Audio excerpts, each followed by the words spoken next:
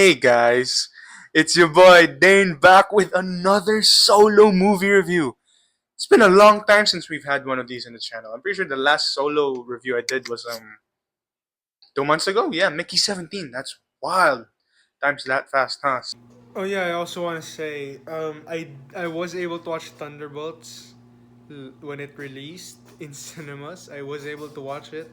I just never did a review on it because I had so much to do and I didn't have time to edit.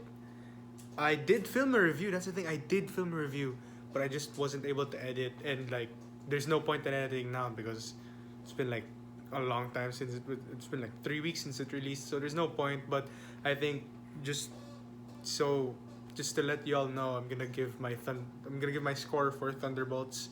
I'm gonna give Thunderbolts an 8 out of 10. Yes, finally I got that out of the way. So yeah, enjoy the rest of the review. So yeah, it's been a pretty long time, and yeah, I'm back with another solo one.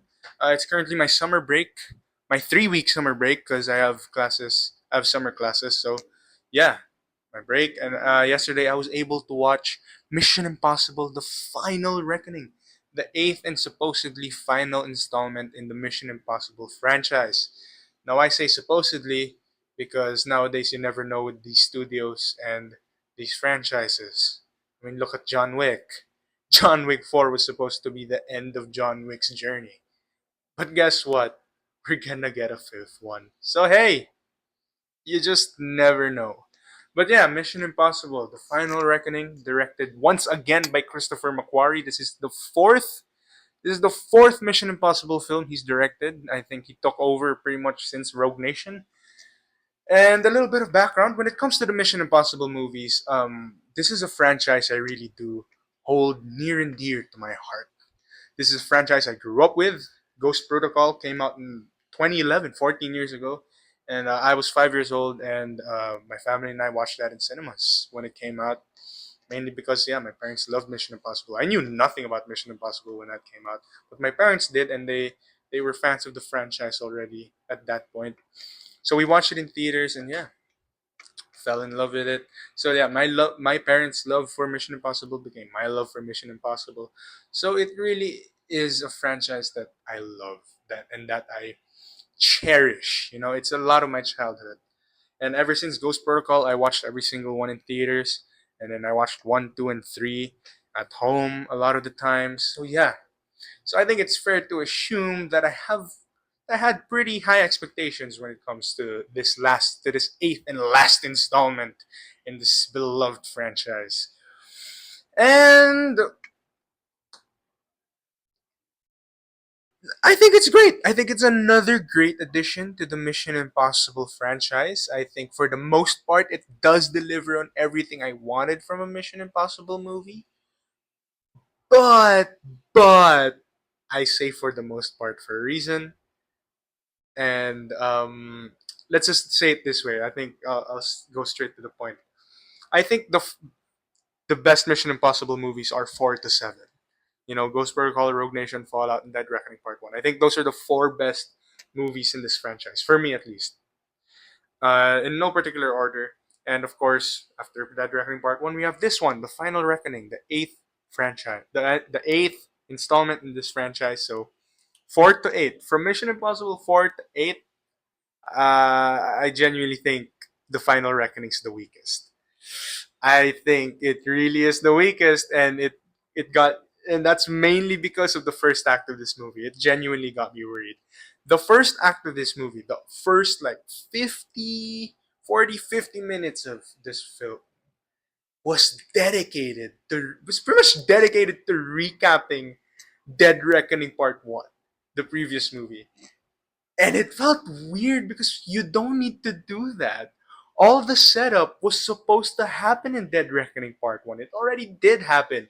You should have went straight to the point because this is the follow-up. This is part 2 technically.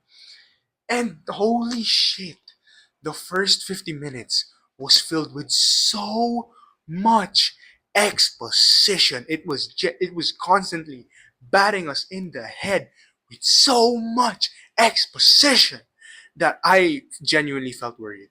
Like just about every line of dialogue for the first 20 minutes was filled with exposition and explanation. Like it was like, oh, you have to stop this thing.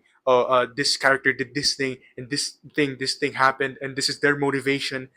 This thing you have to stop it because it's gonna cost this thing, and I created this thing so you can stop this thing and make sure to do this thing and this thing and this thing. Holy shit! It was so jarring, and I got so worried that at one point I was like, yo, at one point during the first act, I said to myself, please, God, no. No way. No fucking way they fumbled with the last one. Please, don't break my heart like this. Please, please, please, please, please.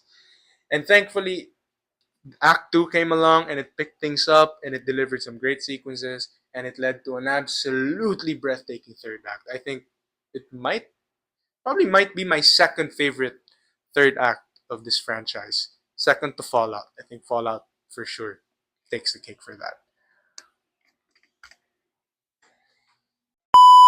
So yeah, excuse me. I have to check if I have to check a couple more the door a couple more times because it's currently 12:30 a.m. Yeah, it's midnight, and yeah, I'm filming this review, and I'm trying my best to stay quiet. So yeah, yeah. So let's get back to it. I think one of the best things about the Mission Impossible franchise is the action sequences. The action sequences, they each movie it delivers. They each movie delivers amazing action sequences. I think that's the specialty of this franchise. It really is. And I think the Final Reckoning is another example of that. The action sequences in this movie are spectacular. Holy shit. I watched this movie in IMAX, by the way. And on a side note, IMAX is the best way to see a movie. It really fucking is. You get the full image, and you get the image in its entirety. Like this movie was filmed for IMAX, and seeing it in IMAX is it's that's the way. It's the best way to see it. Uh, but the problem is, yeah, it's not exactly cheap. So I barely ever go to IMAX. The only reason I went to IMAX for this one was because, yeah, it's the final Mission Impossible movie. Might as well. And yeah, I don't regret it. It was so worth it. IMAX, amazing. So yeah, if you're gonna watch this movie in theaters, and if you can, go see it in IMAX. Cause holy shit, it's some breathtaking stuff right here. So yeah, like I said, the action sequences are amazing. There's a sequence in a submarine underwater. Holy shit! Like the aspect ratio changes are so like. There's a moment where the aspect ratio changes. Like Tom Cruise is turning a wheel, and every time he turns a wheel, the aspect ratio expands, and then he turns it again and it expands, and then the last time he turns it, it expands into the full IMAX image. I'm like, holy shit, that's so cool. That's a cool way to do that. And yeah, like I said, spectacular shit. The sequence in when he's hanging on the plane in the trailer, whoo! It's good shit. It's good shit.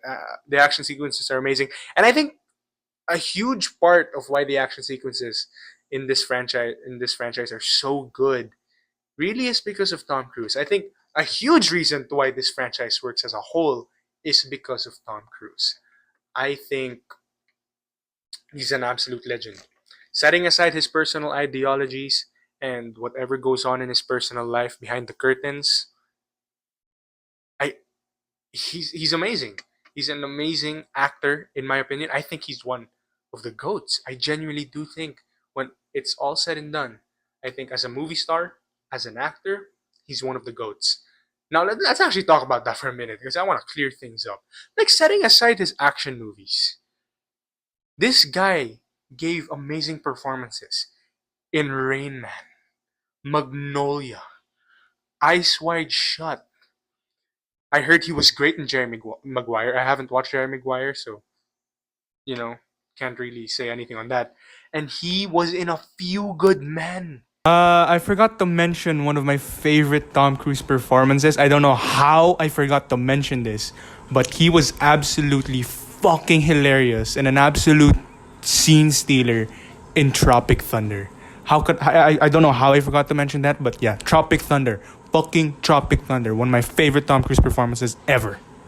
You're gonna have to call the fucking United Nations and get a fucking binding resolution to keep me from fucking destroying you. I am talking scorched earth, motherfucker! I will massacre you! I will fuck you up! And of course, yeah, he does his own stunts when it comes to all of his movies, but especially the Mission Impossible movies. He does all of his stunts, at least most of his stunts. I mean, this guy climbed the Burj Khalifa and ran around it. This guy hung onto a fucking plane while it was flying.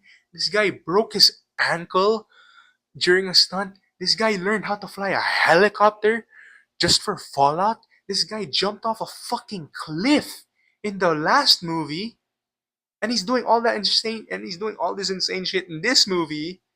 It's insane.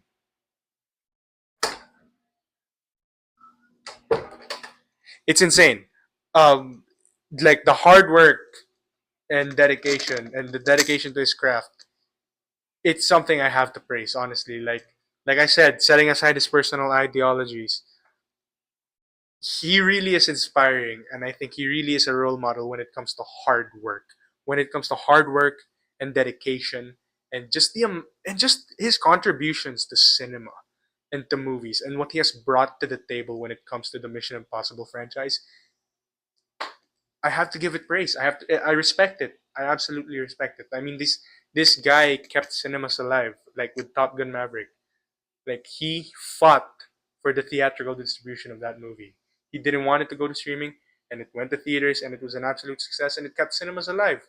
So yeah, gotta respect it. Gotta praise Tom Cruise. I think he was absolutely amazing in this movie. I think as Ethan Hunt, he's just amazing. I think that's also one of my favorite things about this franchise. I genuinely think Ethan Hunt is one of after this movie. I think Ethan Hunt really is one of the best action movie protagonists. Yeah, yeah, I must just say that. I think his character is so well conceived in the sense that ever since the first one, his character has been, in terms of the writing of his character, it's been consistent. Maybe except for the second one. The second one, like I said, I'm not exactly the biggest fan of the second one, and the way his character is written in that movie, it's so exaggerated. It's like, damn. At times it didn't feel like Ethan Hunt, but I'm not gonna complain too much about it. But yeah, I think they did such a great job at establishing who this character is. Like this is a character who's relentless, who's never gonna give up, who's selfless, who's always gonna put the lives of his teammates, who's always gonna put the lives of everybody else over his own. And that yeah, I think yeah, his character is very that's what you want from an action hero, I think everyone in the cast did a great job. Of course, Simon Pegg returning as Benji, hilarious as always. Ving Rhames returning as Luther. You got Haley Atwell returning as Grace, who was introduced in the last movie. Palm Clemente who was also introduced in the last movie, and a bunch of others. And also sad to see Jeremy Renner just never returned. His last appearance was Rogue Nation. Don't know why he never returned. But yeah, everyone in the cast did a great job. Christopher McQuarrie, of course, returning. This is his fourth Mission Impossible movie that he's directed, and yeah, I think he's proven himself to be a competent director when it comes to directing action sequences. And yeah, he did another great job. He did a great job with this one, and I think he does a great job at building tension. Does a very good job at building tension. So yeah, I'll leave it at that. I don't want to spoil too much about this movie, but yeah. Have I said everything I wanted to say? Yeah, I think I have. Let's get to my issues about this one. Now the Mission Impossible movies, they're not exactly known for their villains, right? They're not exactly known for their villains. Um, with that being said, though, I mean Solomon Lane was a great villain, but that's mainly because he was in two movies, so they gave him a lot to do. But genuinely, with that being said, I think the best villain in this entire franchise is Philip Seymour Hoffman in Mission Impossible 3. Holy shit, Philip Seymour Hoffman. Amazing actor. Was an amazing actor, and he did an absolutely amazing job in Mission Impossible 3. Like, I remember watching that movie as a kid, and when the opening scene came along, I'm going to say this now. Mission Impossible 3, I think, has absolute best opening scene in the entire franchise, and I think it's one of the best opening scenes ever. It's such a good one. And I remember when I watched that as a kid, I was like, damn, okay, we're in it. We're in it. And Philip Seymour Hoffman, they're both so intense. Tom Cruise and Hoffman just going at each other like back and forth, and it's so intense. And yeah, Philip Seymour Hoffman delivered on that role. He fucking relished that role, and yeah, he was a great villain and definitely my favorite in the entire franchise. And yeah, that's part of my issue is the villain in this movie, Gabriel, is just so boring and so shallow. Alright, like they introduced him in part one. He was the villain in Dead Reckoning Part 1 too. And he was aight. Like they didn't give him a lot to do. Like I said, he was also pretty shallow in that one. But I was like, oh, it's part one. You know, it's a part one. We'll probably get to see more of him in part two.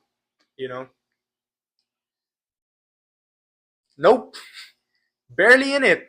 Barely in it. And I was very disappointed by that because in part one, they established his character as the person who shaped Ethan Hunt into who he is. He's an important figure in Ethan Hunt's history. They only say it, they barely ever show it. That was so disappointing that they never fully explored that. Like they said it, they kept on saying it, but they never like there was never a confrontation between Ethan and Gabriel that explored that dynamic, and it was so disappointing to me. I was like, what? Like I feel like I don't know what happened with writing his character. I feel like I don't know what exactly happened, but yeah, his very shallow villain, and pretty disappointed by how that dynamic with him and Ethan was treated. I feel like it could have been something, but yeah, as someone who like apparently supposedly shaped Ethan Hunt's past, didn't feel that. I just didn't feel that. That I'm not blaming the actor. I think the actor S.I. Morales, I think that's how you pronounce his name. I think he did a great job. I think he delivered. I think with what he was given, he did a great job. But yeah, the writing of the villains is very shallow in this one. Um, like I said a while ago, the story the plot at one point becomes too convoluted, becomes too complex, and very hard to follow at times. And I was just at one point I was just feeling it. I was like, okay, so they're doing this, they're doing that. I don't need to know. I'm not gonna try to understand every specific detail. But yeah, but but it's not exactly confusing. Like you can still follow it, but don't expect yourself to follow every single like every nitty gritty detail because like I said, it becomes too convoluted at times. And yeah, I think that's it. Oh yeah, and also there are a lot of other character dynamics that weren't fully explored that I was kind of disappointed considering this is the last installment in the entire franchise supposedly, and there were so many characters that were like, oh, I wish they had interacted more. I really like I wanted to see more of their dynamic. Like there's two characters that were introduced in Dead Reckoning Part 1 that are returning in this movie.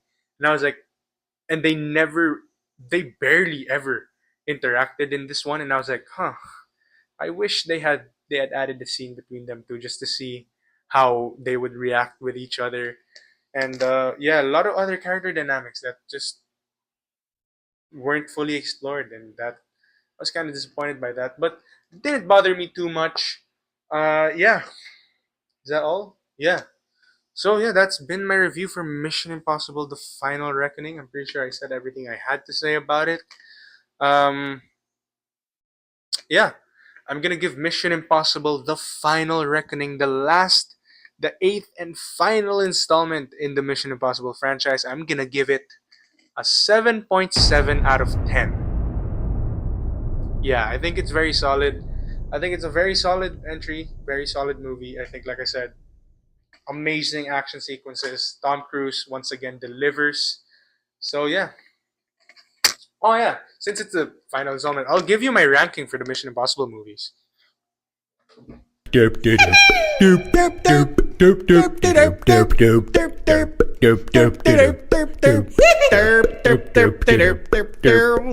give you my ranking. I think from Uh, best to worst. I'll put the ranking here. I think I'll do worst to best. Last place, I'm gonna put Mission Impossible 2. Not the biggest fan of that movie, like I said. I think when I first watched it, I really didn't like it, and then the more I watched it over the years, it kind of grew on me. I enjoy it now a bit more. I enjoy it now a lot more, but still definitely last place. Uh, next, above Mission Impossible 2, I think I'm gonna put Loki. I think we're gonna put 3.